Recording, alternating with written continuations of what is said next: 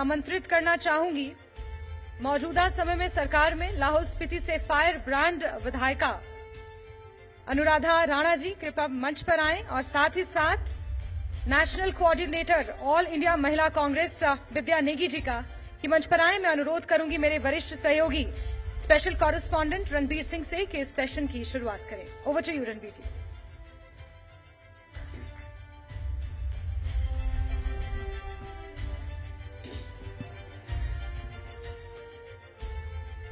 अनुराधा जी नमस्कार। नमस्कार विद्या जी, और स्वागत है आपका हमारे इस खास कार्यक्रम में rising Manali. Thank you. Anuradha ji, आपका शुक्रिया इसलिए कि आपकी व्यस्तताएं थी, आपने कहीं जाना था, लेकिन हमने आपको रोक लिया। लेकिन बहुत जरूरी है क्योंकि आप मनाली वालों की पड़ोसी भी हैं और मनाली में स्टेक होल्डर्स भी हैं। तो किस तरह से देखते हैं इस शहर को आप, क्योंकि सीधा असर उसका जो है लाहौल स्पीति पर पड़ता है। जी बिल्कुल। सबसे पहले तो मैं न्यूज़ 18 चैनल का हार्दिक धन्यवाद करती हूँ, मुझे यहाँ पे आमंत्रित किया। और माननीय विधायक हमारे कुल्लू से श्री सुंदर सिंह ठाकुर जी भी यहाँ मौजूद है। आपका भी हार्दिक आभार सर यहाँ पे आने के लिए, और अपने सुविचारों से आपने हमारा मार्गदर्शन भी किया। तो जैसे कि आपने कहा, मनाली और लाहौल का रिश्ता ये कोई आज का रिश्ता नहीं है। हमारी ऐसी कई जनरेशन है जिनका जन्म जो है कुल्लू या मनाली में हुआ है, जो लाहौल से ज्यादा मुझे लगता है कि मनाली या कुल्लू को अपना घर मानते हैं, जो कभी लाहौल आए भी नहीं है। बेशक वो अपने जो उनके रूट्स है वो लाहौल के हैं, क्योंकि उनके जो पेरेंट्स है या उनके जो बड़े बुजुर्गों का जन्म लाहौल में हुआ हो, पर खुद उन्होंने जन्म जो है कुल्लू या मनाली में लिया है। तो कहीं ना कहीं मैं भी इसी कड़ी का एक हिस्सा हूँ। मेरा जन्म भी कुल्लू में हुआ है, मेरी पढ़ाई लिखाई भी कुल्लू में हुई है। तो जॉब के बाद मैं लाहौल में परमानेंट रही हूँ। तो जिस तरह लाहौल मेरा घर है उसी तरह कुल्लू मनाली भी मेरा अपना घर है। तो एक रिश्ता जो है पुराने समय से चला आ रहा है, एक बेहतरीन रिश्ता हमारे बीच में है, और आगे हम और कोशिश करेंगे रिश्ता सौहार्दपूर्ण तरीके से और बेहतर बने। और जैसे कि आपने कहा कि जो भी टूरिज्म, क्योंकि एक बहुत ही महत्वपूर्ण मुद्दा है टूरिज्म। हमारा पूरा लाहौल स्पीति या मनाली या कुल्लू का क्षेत्र जो है आज टूरिज्म में काफी आगे भी निकल चुका है, और काफी कुछ बेहतर करने की दिशा में हमें आगे बढ़ने की जरूरत भी है। तो डायरेक्टली प्रभाव जो है हमारे जिला पे भी इसका पड़ता है। और जब यहाँ पे हम भी यही देखते हैं कि किस तरीके से आज तक यहाँ पे कुल्लू और मनाली का टूरिज्म किस रूप में विकसित हुआ, किस दिशा में आगे बढ़ रहा है, तो हमें भी सीखने की भी आवश्यकता है कि कहाँ पे गलतियां हुई, किस दिशा में बेहतर कार्य हुआ। तो उसी को हम एक तरह से अपना मार्गदर्शक के तौर पे उसी दिशा में आगे बढ़ते हुए, क्योंकि मैं खुद अभी इसमें नई हूँ, मुझे भी अभी काफी लंबा समय नहीं हुआ है, सिर्फ 6-7 महीने हुए हैं विधायकी जब से मैंने संभाली है। तो कोशिश हम करें कि बेहतर परिप्रेक्ष्य में एक बेहतर रूपरेखा हम आने वाले भविष्य की तैयार करें। विद्या जी, स्थानीय निवासी होने के नाते भी आपसे सवाल है।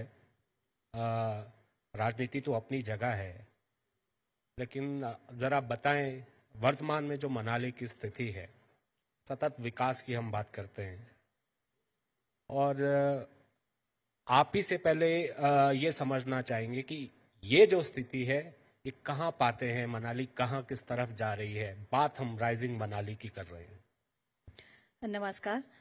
मैं सबसे पहले न्यूज़ 18 और इसकी पूरी टीम का बहुत शुक्रिया अदा करती हूँ कि हमें इस काबिल समझा और इस कार्यक्रम में हमें शामिल किया। मैं आज के वर्तमान का जो सिनेरियो है उसको ध्यान में रखते हुए और पहले का जो सिनेरियो था उसको ध्यान में रखते हुए ये कहना चाहती हूँ कि समय के साथ चीजें बदलती हैं।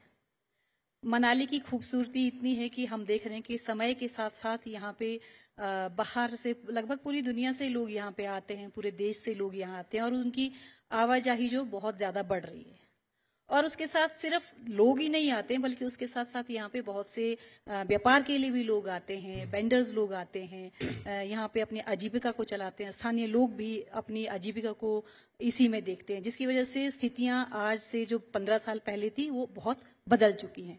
हम जानते हैं कि इसमें बहुत सारे चैलेंजेस हैं, एकदम से चीजें सब ठीक होने वाली नहीं है, लेकिन फिर भी मनाली की जो खूबसूरती है इसको ध्यान में रखते हुए यहाँ पे पर्यटकों की आवाजाही बहुत बढ़ रही है।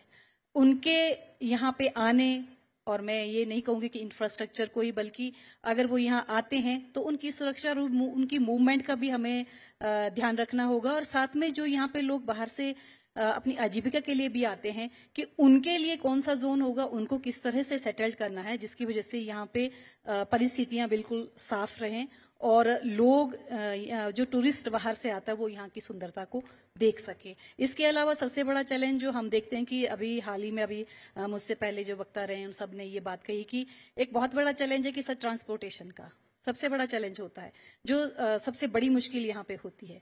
लेकिन उसके लिए भी हमें यहाँ पे पार्किंग का भी ध्यान रखना होगा। बहुत सी चीजें हैं कि यहाँ से वो नहीं मिल रहा है या कुछ और चीज नहीं मिल रही है, वो तो हम जानते हैं कि प्रॉब्लम आती है, लेकिन इसके बावजूद हमको बहुत सारी जगह आसपास चिन्हित करनी होगी जो जिससे पार्किंग की समस्या हो। बहुत सारी बातें हैं, लेकिन चुनावी वायदे भी हमें याद हैं कि क्या क्या यहाँ पर हुए इससे पहले भी। और ऐसा नहीं है कि अगर हम कुल्लू मनाली की बात करते हैं तो यहाँ पर राजनीति में प्रदेश स्तर पर या हालांकि राष्ट्रीय स्तर पर भी नाम बड़े हैं, उन्हें जगह मिली, स्थान मिली, सरकार में स्थान मिला, लेकिन वो सब नहीं हो पाया जो होना चाहिए था। इस पर खैर दोनों पक्ष हैं, इस पर जवाब आपसे लेंगे। पहले मैं अनुराधा जी के पास जाना चाहूंगा। अनुराधा जी, जरा ये बताएं, विकास अगर मनाली में आता है तो असर उसका जो है सीधा लाहौल स्पीति पर पड़ता है। सबसे पहला तो आपने देखा कि जब से अटल टनल खुली उसके बाद स्थिति क्या हुई, और जो लाहौल स्पीति की गरिमा है, उसकी सैंटिटी है, उस पर भी निशान लग रहे हैं। विकास तो हो रहा है, तो कैसे हमें इसको जो है सस्टेन करना है? जी बिल्कुल, लंबे समय से हम सस्टेनेबल डेवलपमेंट या सस्टेनेबल टूरिज्म की बात करते आए हैं, या बड़े बड़े प्लेटफॉर्म पे हमने डिस्कशंस या सुना है, बड़ी बड़ी बातें होती है, पर कितना उसको प्रैक्टिकली वो ग्राउंड में कितना इम्प्लीमेंटेशन उसका हो पाता है, उसमें मुझे लगता है काफी कुछ करने की अभी आवश्यकता है। जैसे कि आपने बताया आफ्टर अटल टनल, अब लाहौल से मतलब मनाली से लाहौल आना कोई लंबा समय नहीं लगता। आप 2 घंटे में, 1.5-2 घंटे में आप लाहौल पहुंच जाते हैं। एक ही घंटा आपको सिस्सू पहुंचने में लग जाता है। तो सिस्सू में जिस तरीके से हमारी टूरिज्म एक्टिविटीज भी बढ़ गई है, पर जो समस्या हम मनाली में देखते हैं वही समस्या भी हम लाहौल में भी यही फेस कर रहे हैं इनिशियल स्टेज पे, क्योंकि हम देखते हैं कि बहुत ज्यादा कंजेशन 1 या 2 जगह पे हो जाता है, जैसे कोकसर या सिस्सू की बात है। तो उसी को हम डीकंजेशन कैसे करें, बाकी जगह हम कैसे एक्टिविटीज को बढ़ावा दें, क्या हमें इंफ्रास्ट्रक्चर डेवलप करने की आवश्यकता है, तो उस दिशा में हम आगे बढ़ने की कोशिश कर रहे हैं। क्योंकि जैसे माननीय विधायक श्री सुंदर जी ने एफसी कानून का जिक्र किया, फॉरेस्ट कंजर्वेशन एक्ट, ये बहुत बड़ा रोड़ा है हमारे विकास के कार्यों में। जो केंद्र का एक कानून है जो 1980 के बाद कहता है कि कोई भी 1 इंच भूमि भी आप विदाउट एफसी क्लियरेंस के बात तो उठाई जा रही है, आप नहीं किया जा सकता। आपके जनजातीय विकास मंत्री ने ये बात रखी, अभी एक सम्मेलन हुआ था मध्य प्रदेश में, विधानसभा स्पीकर ने ये बात कही। तो वही मैं कह रही हूँ, जैसे सबसे पहले कंजेशन की बात आती है, सबसे बड़ी प्रॉब्लम जैसे पार्किंग की है। अगर आपने कहीं पे पार्किंग बनाना है, पार्किंग डेवलप करना है, जैसे हम सोलंग नाला में देखते हैं बहुत ज्यादा रश रहता है, और हमारी कोई लाहौल से कोई गाड़ियां आनी हो, कोई लोकल लोग सफर कर रहे हैं या कोई एम्बुलेंस है, तो उसको भी घंटों लग जाते हैं मनाली पहुंचने में। बेशक पुलिस तैनात रहती है, पर बहुत मुश्किल होता है उनको कंट्रोल कैसे करे। 3-3, 4-4 लाइनों में टूरिस्ट चल रहे होते हैं, और इस तरह का उनके पास भी कोई व्यवस्था है, सरकार आपकी है। वही मैं कह रही हूँ कि पार्किंग पे किस लिए कार्य नहीं हो पाया। आसपास हम देख रहे हैं घना जंगल है, और पार्किंग कोई ऐसी एक्टिविटी नहीं है जिसको आप एफआरए के अंतर्गत कर सकें। फॉरेस्ट राइट एक्ट में आप 13 तरह की एक्टिविटीज जो है कर सकते हैं, और वो एक सिंपल प्रोसेस है। बट जब आप पार्किंग की उसमें आप स्कूल बना सकते हैं, आंगनवाड़ी सेंटर बना सकते हैं, हॉस्पिटल बना सकते हैं, उसमें कोई ज्यादा लंबा समय नहीं लगता है। बट जब एफसीए की बात आती है, जैसे पार्किंग एक एफआरए में एक्टिविटी अलाउड एक्टिविटीज में से नहीं है, तो यदि आपको पार्किंग बनानी है तो आपको एफसीए के प्रोसेस से गुजरना पड़ेगा। पर ये आजकल मुझे लगता है कि कुछ वर्षों से इस पे ज्यादा स्ट्रिक्टली जो है केंद्र के द्वारा मॉनिटरिंग हो रही है, पर ऐसा पहले नहीं होता था। हमने ये देखा है कि बहुत ज्यादा सड़कें हमारी जितने भी लाहौल स्पीति या अदर डिस्ट्रिक्ट में बनी, विदाउट एफसी, विदाउट एफआरए बनी है। आज जब स्ट्रिक्टनेस इतनी ज्यादा सेंट्रल गवर्नमेंट के थ्रू हो गई कि पुरानी जो 20-20 साल पुरानी सड़कें भी उसका वायोलेशन में आज वो सड़क निकल रही है। यदि मतलब आपने थोड़ा भी सीधे तौर पर अब इसका इंतजार तो नहीं करेंगे कब मेहरबान होगी केंद्र सरकार, कब सोचेगी, लेकिन विद्या जी आपको भी साथ में जोड़ना चाहूंगा, क्योंकि देखिए मनाली में जो होना था वो तो हो गया। अब तो स्थिति संभालने की नौबत है कि ये जो स्थिति है ये और विस्फोटक ना हो। मैं ये शब्द इस्तेमाल कर रहा हूँ, वो आप जानती है कि किस वजह से ये हो रहा है। लाहौल स्पीति को तो प्लान करना होगा, योजना बनानी होगी, मनाली में तो योजना बनी ही नहीं, योजना बनी तो वो धरातल पर उतरी ही नहीं, धरातल पर कुछ उतरी तो उसके बीच क्या स्थिति हुई वो आपकी और इससे पूर्व की सरकार जो भी रही है वो सीधे तौर पर जिम्मेदार है।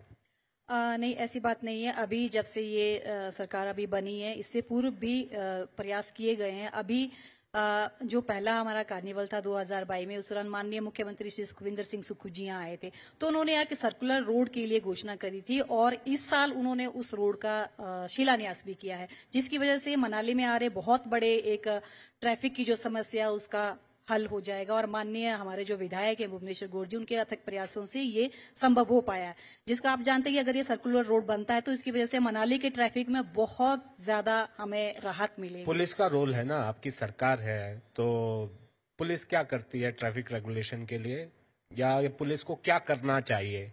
आपके पुलिस प्रमुख यहाँ पर जो जिला पुलिस प्रमुख है वो यहाँ पर कम देखते हैं। नहीं, इन सब चीजों में मैं जानती हूँ, लॉ एंड ऑर्डर में बहुत सारी चैलेंजेस भी ऐसे नहीं है, लेकिन पुलिस हमारा बेहतर काम करती है। लेकिन मैं अभी आपको हाल ही में बताती हूँ, 28 तारीख को 28 दिसंबर की बात करती हूँ मैं, यहाँ पे 34,000 गाड़ियां आई हैं, नोट की गई है 34,000 गाड़ियां आई है। उससे पहले दिन 8,000 थी, 13 थी, फिर 34,000।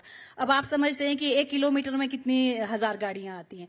लेकिन पार्किंग की समस्या की वजह से कभी कभी बीच में लोगों को सोलंग नाला जाना है, क्योंकि एक टूरिस्ट डेस्टिनेशन है, वहां जाना है, उसकी वजह से बीच में प्रॉब्लम आती है। लेकिन उसमें हम स्थानीय लोगों को भी थोड़ा सा हमें अवेयर होना पड़ेगा। एक सवाल तो ये भी है विद्या नेगी जी, ठीक है सरकार को राजस्व आ रहा है, यहाँ के लोगों का रोजगार जुड़ा हुआ है, लेकिन बहुत सारे ऐसे तो स्थानीय निवासी हैं जिन्होंने जो है अपने काम के लिए तहसील आना है, अपने जिले में जाना है, बच्चों ने स्कूल जाना है, कॉलेज जाना है, उनकी क्या गलती है? वो क्यों फंसे रहे? लाहौल स्पीति से लोगों ने आना है, ठीक है टूरिज्म है, लेकिन बेसिक अम्यूनिटीज जो है एक स्थानीय निवासी को जो चाहिए, जिसके लिए टैक्स पे कर रहा है, भर रहा है, हर चीज में तो टैक्स है, इस बारे में क्यों नहीं सोचा जाता? देखिए, मैं बात यहाँ टैक्स की नहीं कर रही हूँ। मुझसे पहले भी यहाँ पे होटल एसोसिएशन के जो प्रधान है मुकेश ठाकुर जी, उन्होंने बेहतर तरीके से इस बात को समझाया है कि जो पूल है बीच में, उसकी वजह से यहाँ पे क्या होना चाहिए वो एक अलग समस्या। लेकिन मैं ये कह रही हूँ कि समस्याएं हम भी झेलते हैं। जब पर्यटन सीजन होता है तो हम भी झेलते हैं, क्योंकि मैं भी यहीं की स्थानीय निवासी हूँ। लेकिन समस्या ये है कि जो हमने पहले कहा कि पार्किंग की वजह से या लोगों को गाड़ी पार्क करने के लिए जगह नहीं होती, और यहाँ पे टूरिस्ट जो वो यहाँ की स्थानीय कैपेसिटी के ज्यादा आ रहा है। लेकिन इसके बावजूद भी लॉ एंड ऑर्डर ऐसा नहीं है कि पुलिस हमारे ट्रैफिक के रूल्स को सही तरीके से नहीं कर रही है, करती है, संभालती है। और इवन अगर कोई बीच में कोई घटना घट भी जाती है, जैसे बीच में बर्फ गिर गई थी, तो स्थानीय लोग भी उसमें शामिल हो जाते हैं। जो मैं ये कह रही हूँ, जो ट्रैफिक की जो समस्या बहुत बड़ी हो जाती है, इसमें हमें भी थोड़ा सा ये ध्यान रखना होगा, स्थानीय लोगों को, मैं भी यहाँ पे शामिल हूँ, कि हम लोग भी क्या करते हैं, कई बार हम बीच में ही गाड़ी मोड़ना शुरू कर दें, जिसकी वजह से पूरी लाइन लग जाती है। और जो बाहर से टूरिस्ट आता है, की बात आ गई ना, जो बारे में तो कुछ बाहर से टूरिस्ट आता है, और मैं पूरी बात कर लूं, बाहर से जो टूरिस्ट आता है वो 1-2 लाइन होकर 3 लाइनें खड़ी हो जाती है। हम कई बार इस चीज को हम देखते हैं, बल्कि हम खुद भी इंफॉर्मेशन देते हैं। तो इस तरह की समस्या अभी, जब तक ये सारी चीजें जो हो रही हैं मनाली में टूरिस्ट सीजन को सुचारू रूप से चलाने के लिए, जब तक ये पूरी नहीं हो जाती है, तो ये समस्याएं थोड़ी हमें आएंगी। ठीक है। अनुराधा जी, आपने कहा कि 5-6 महीने हुए, ज्यादा वक्त नहीं है, अब ये तो एक्सक्यूज हो गया, लेकिन अब जिम्मेदारी तो आप पर है। एक्सक्यूज नहीं मैं दे रही हूँ, आपको पता है मुझे बोलने की आवश्यकता नहीं है। हाँ। और काम हम करने की कोशिश कर रहे हैं। हाँ, ये सही बात है। मेरा मूल सवाल आपसे है, जो बेसिक बात है कि योजना की और मनाली की जो स्थिति है वो आगे लाहौल स्पीति में ना हो। सिसु में तो लगभग ऐसा लग रहा है कि उसके जो प्रभाव हैं वो दिख रहे हैं, कुछ सकारात्मक भी है, नकारात्मक भी है, लेकिन आपको प्रॉपर प्लानिंग की जरूरत करनी होगी और मनाली के साथ मिलकर आपको आगे बढ़ना होगा। क्या आप सुझाव जो है अपनी सरकार को देंगी? क्या बात आप रखेंगे? आगे जो है आपकी प्लानिंग की मीटिंग भी है। जी बिल्कुल, प्लानिंग एक बहुत इंपॉर्टेंट हिस्सा है, जो कहीं ना कहीं हमने देखा कि पूर्व के उस समय में मिसिंग रहा है। अब आप देखिए, अटल टनल का कार्य 2010 से स्टार्ट हुआ है 2020 तक, मतलब 10 साल एक लंबा अंतराल होता है। तो जहां पे हमारी प्लानिंग, क्या हम फ्यूचर में कितना टूरिस्ट को एक्सपेक्ट कर रही थी कि टनल के बाद कितना टूरिज्म यहाँ पे बढ़ेगा, उस हिसाब से बेसिक एमिनिटीज पे कोई कार्य नहीं हुआ। अब जब हम देखते हैं कि टनल के बाद जिस तरीके से फ्लो एकदम बड़ा है टूरिस्ट का, अब हम इस दिशा में थोड़ा आगे कदम बढ़ाए जा रहे हैं और इस दिशा में हम कोशिश कर रहे हैं। वेस्ट मैनेजमेंट, हम ये नहीं चाहते कि मनाली में आज जो स्थिति है, क्योंकि हमने देखा है रांगड़ी में जो स्थिति है, वो स्थिति हम लाहौल में नहीं चाहते। तो इसके लिए हम डे 1 से कार्य कर रहे हैं और जो भी प्लानिंग है वो डे 1 से हमारे दिमाग में है और कितना हम उसमें बेहतर उसको ग्राउंड पे उतार पाते तो वक्त ही बताएगा। मुझे लगता है ज्यादा बोलने से बेहतर होगा हम उसको करके दिखाएं। और ये बात सही है कि एक प्लानिंग जो है बहुत इंपॉर्टेंट हिस्सा है और इसी तरह की हम प्लानिंग की दिशा में आगे बढ़ रहे हैं। जो भी बेसिक इंफ्रास्ट्रक्चर डेवलप करने की आवश्यकता है, चाहे वो बेसिक एमिनिटीज की बात हो या अन्य टूरिज्म प्लेसेस को कैसे हमने डेवलप करना है ताकि एक जगह पे वो हमारा कंजेशन ना हो। और खासकर जब हम डिस्ट्रिक्ट कुल्लू प्रशासन और जब लाहौल प्रशासन की बात करते हैं तो बेहतर तालमेल की भी आवश्यकता है, क्योंकि जब ज्यादा ट्रैफिक हो जाता है। या मैं आज का आपको एक उदाहरण देखती हूँ। सुबह सवेरे मुझे फोन आया, हमारी बस जो केलोंग की तरफ जा रही थी उसको सोलंग नाला बैरियर पे रोका गया पुलिस के द्वारा। तो किसी पैसेंजर ने मुझे कॉल किया कि हमारी बस को आगे नहीं दिया जा रहा है जाने। तो मैंने जब डीएसपी मनाली को फोन किया, मैंने कहा क्या कारण है, मौसम साफ है। तो बता रहे हैं कि मुझे जानकारी नहीं है मैडम, मैं पता करता हूँ। तो उन्होंने वहां के जो भी वहां पे तैनात थे कांस्टेबल, उनसे कांटेक्ट किया होगा, तुरंत फिर बस को छोड़ा गया। तो इस तरह का मिसकम्युनिकेशन मतलब हम देखते हैं कि ये पब्लिक को सफर करना पड़ता है। किस वजह से आप बसेस को रोक रहे हैं? जब सोलंग नाला तक गाड़ियां आ रही है तो उससे आगे तो कोई ऐसा कोई बर्फ या मतलब ऐसी कोई गंभीर स्थिति नहीं है कि आप गाड़ियों को ना जाने दिया जाए। तो कोऑर्डिनेशन की कमी है, ये हमने भी नोट की है और इसको कैसे बेहतर बनाए इस बारे में हम माननीय जो हमारे कुल्लू के विधायक है या माननीय हमारे मनाली के विधायक है या कुल्लू जिला प्रशासन है, इनसे भी संपर्क में रहते हैं कि बेहतर तालमेल रहे, क्योंकि पड़ोसी है हम दोनों। जैसे पूरा दोनों जिला एक पड़ोसी है तो पड़ोसी का तालमेल बहुत आवश्यक है। जैसे अटल बिहारी वाजपेयी जी ने कहा है कि पड़ोसी पड़ोसी, मतलब आप वो कहावत में बोलना नहीं चाहती, मतलब एक पड़ोसी जो है पड़ोसी के काम आता है पहले। ये सभी जानते हैं। तो मुझे लगता है कि बेहतर तालमेल में हमें आगे बढ़ने की आवश्यकता है। आपका जिला तो सामरिक दृष्टि से भी काफी महत्वपूर्ण है।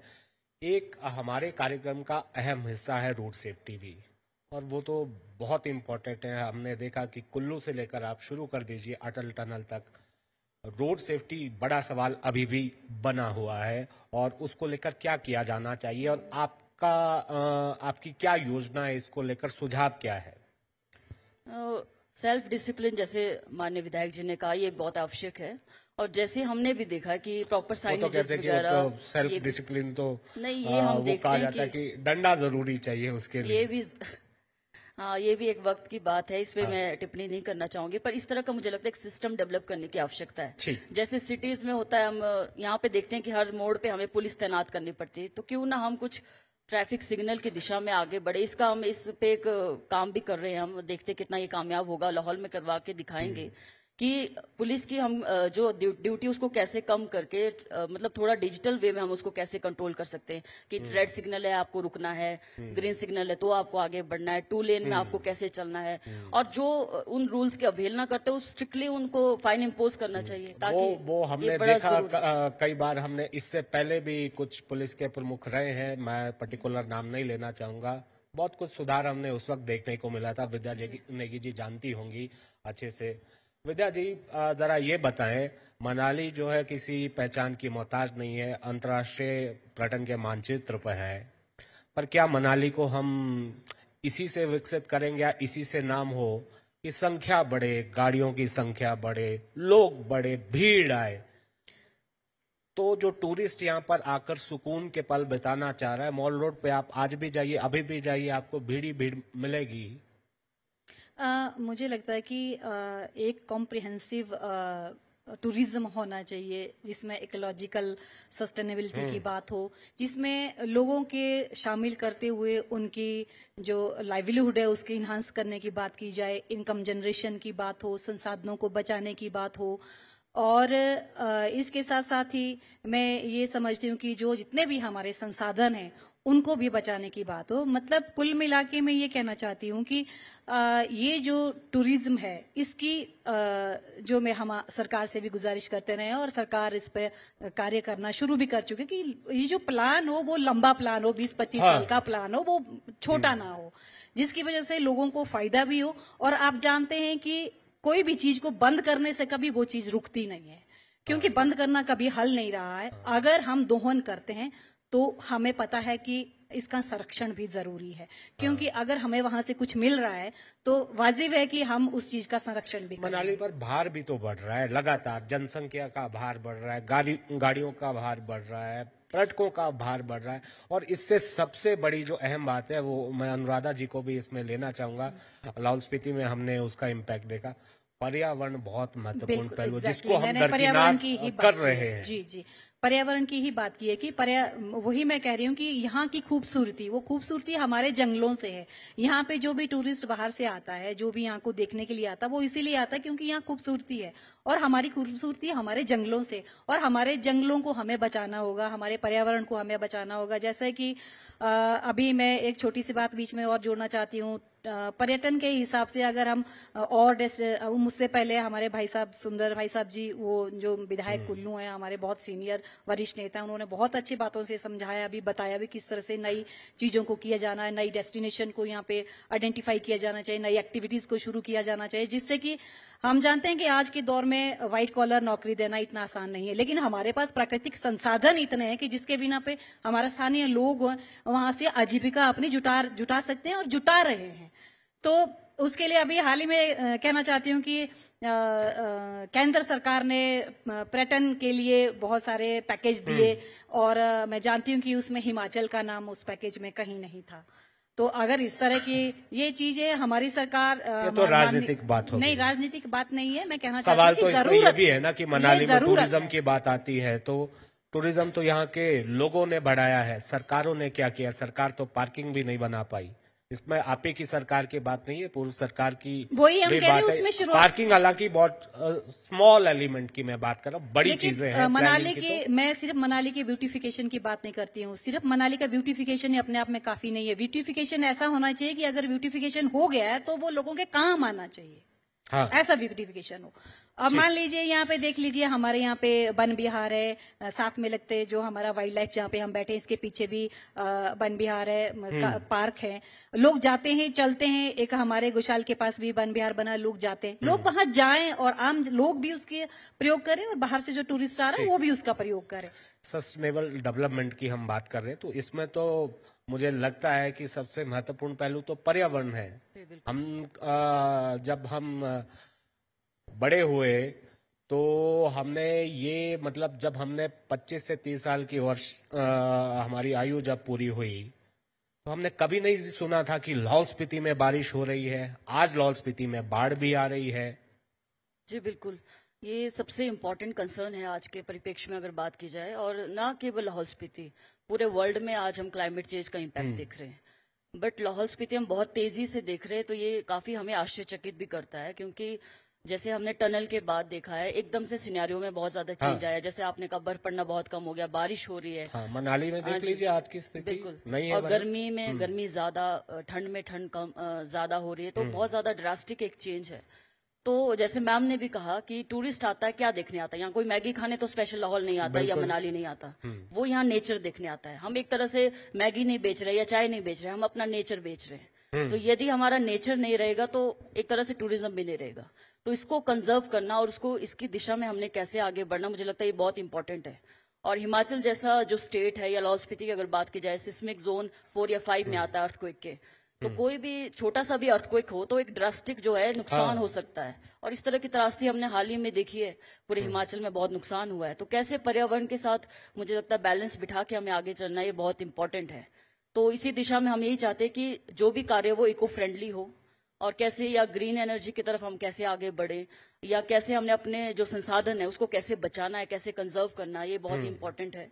और नेचर के साथ बैलेंस रखते हुए कौन सी ऐसी योजनाएं हो सकती है जिसमें हम बेहतर तरीके से कार्य कर सकते हैं, कौन से ऐसे एक्सपर्ट की हम राय ले सकते हैं, तो इस पे हम कार्य करने की कोशिश कर रहे हैं। और खासकर हमारे एक ट्राइबल क्षेत्र है, जनजातीय इलाका है, कई तरह के ऐसे कानून है हमारे जो पंचायतों के पास है। जैसे जब हम panchayat extension to schedule areas की बात करते हैं, तो पंचायतों के पास महत्वपूर्ण कानून है जहां पे ये प्रस्ताव पारित करके रेगुलेट कर सकते हैं हर चीज को। आज देखते हैं अंधाधुंध टूरिस्ट हमारे लाहौल में आ रहे हैं, हजारों के हिसाब से एक दिन में टूरिस्ट आते हैं। तो मुझे लगता है इसको कंट्रोल करना बहुत आवश्यक है। पर एक मेरे अकेले की सोच से ऐसा नहीं होगा, इसमें हमें पब्लिक का कॉपरेशन चाहिए, और पब्लिक में भी कॉन्ट्राडिक्शन होता है। लोग अपनी भी कमाई, अपना फायदा देखते हैं। तो सामाजिक जिम्मेदारी बहुत आवश्यक है।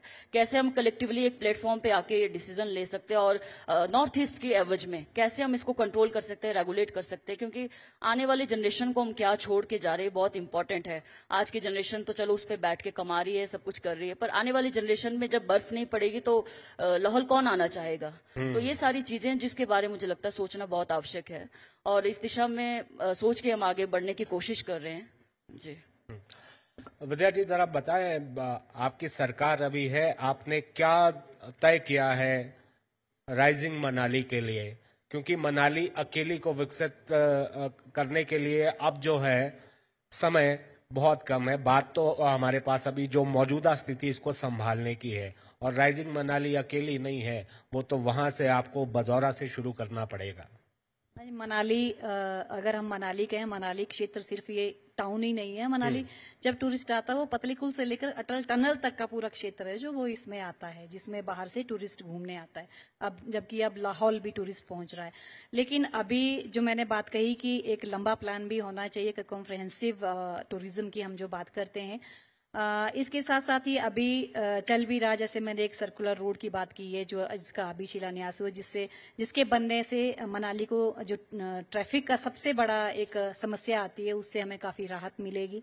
और इसके साथ साथ ही दूसरी जो अन्य जो हमारे टूरिस्ट प्लेस है यहाँ पे, वहाँ के लिए भी अभी हाल ही में रोड, जैसे मनाली से पलचान रोड है, उसको भी वो किया गया है। समय थोड़ा सा कम है। मेरा एक सवाल है कि यहाँ पर रिवायत है, हर साल शरदोत्सव होता है, विंटर कार्निवल होता है, मुख्यमंत्री उसका शुभारंभ करते हैं, और कई सालों से ये रिवायत है।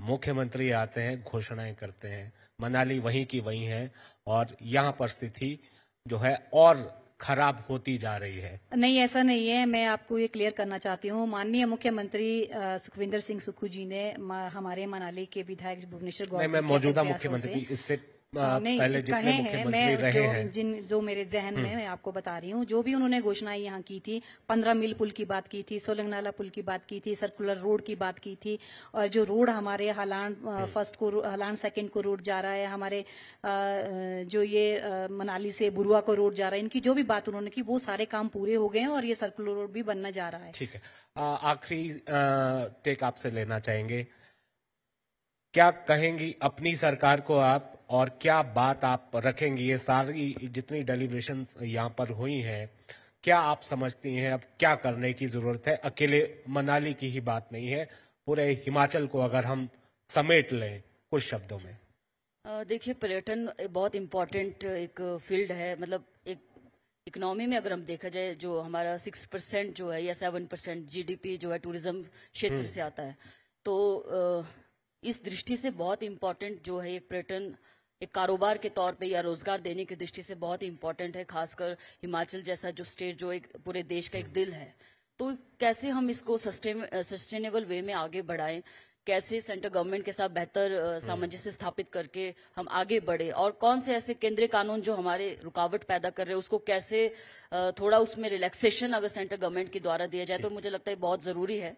और माननीय मुख्यमंत्री महोदय आदरणीय श्री सुखविंदर सिंह सुक्खू जी की अध्यक्षता में एक बेहतर चेंज की दिशा में हम आगे बढ़ रहे हैं। और ये भी हम देखते हैं कि जब भी कुछ चेंज एक बेहतर दिशा में आगे होता है तो उसका विरोध भी होता है। जब भी व्यवस्था परिवर्तन की हम बातें करते हैं तो कहीं ना कहीं जब भी रिफॉर्मेशन की तरफ देश आगे बढ़ता है, आप देखिए इतिहास को, अगर हम इतिहास में जाएं, ज्योतिबा फूले का उदाहरण दे या किसी की भी हम बात करते हैं, जब भी उन्होंने चेंज बच्चों को पढ़ाने के लिए गए तो लोगों ने विरोध किया। तो ऐसी कई चीजें हम अपने इतिहास से सीखते हैं कि जब हम बेहतर दिशा में आगे बढ़ते हैं तो उसका कहीं ना कहीं तकलीफ भी होती है, चाहे वो आम पब्लिक हो चाहे वो।